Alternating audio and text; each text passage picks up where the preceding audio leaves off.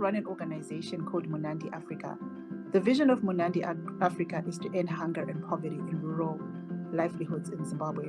How we do that is through training women farmers on the ground, using the traditional field days that people have always used but did not realize that they can impact the community.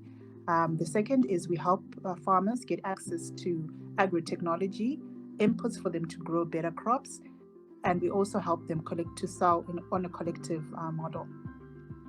Definitely, I would say the first challenge and that farmers are facing is climate change. The climate has not been very friendly, as you might know. We have had recurring droughts. Last season was one of the first seasons we have had good rains.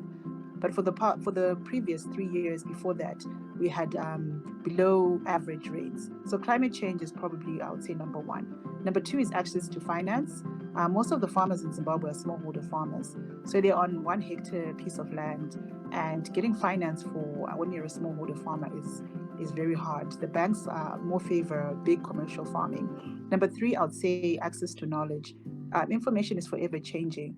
But I live in rural Zimbabwe, and it's like just access to internet is very difficult.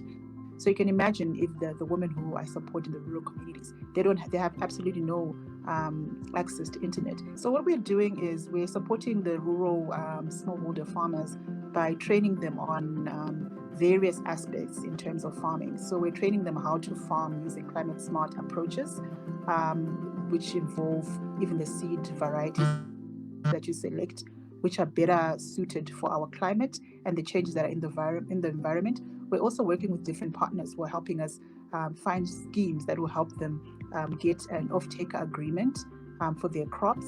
And we're also helping them access agro-technology.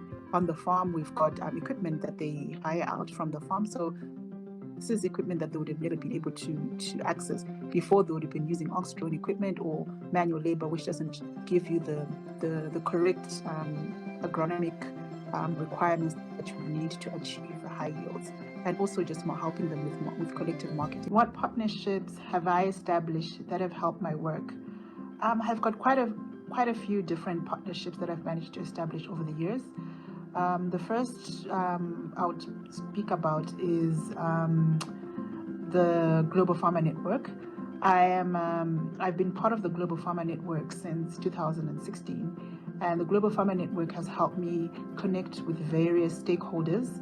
That some of them have also helped me just by sharing the story of the work I do and also of my organization. And then Eco and Green, I'm an Eco and Green Fellow. They are the first investor who invested in me as an entrepreneur and helped me meet other partners like Paceable Foundation, which have helped me together with DPA, which is Distributed Power Africa, to install a solar farm on my farm. I also work with stakeholders in Zimbabwe. These are the input suppliers who supply us the seed that we grow. Seedco is one of them. I also work with some equipment companies, FarmEc, various other organizations within Zimbabwe. Also, Zimbabwe Farmers Union, which I'm the chairperson of. The unions has really helped me as well, just developing myself as an entrepreneur. So I would say partnerships are very, very important in order to grow as an entrepreneur and to grow your vision. What is needed more in terms of international collaboration to help move sustainable agriculture? Definitely, we need a lot of international collaboration in Zimbabwe.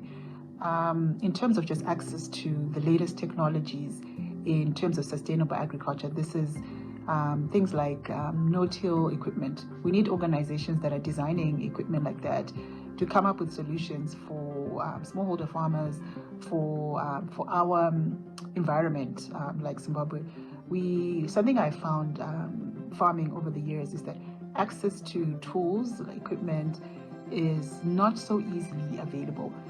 We import a lot of equipment, and a lot of the equipment is made for climates which are in different environments in comparison to Zimbabwe.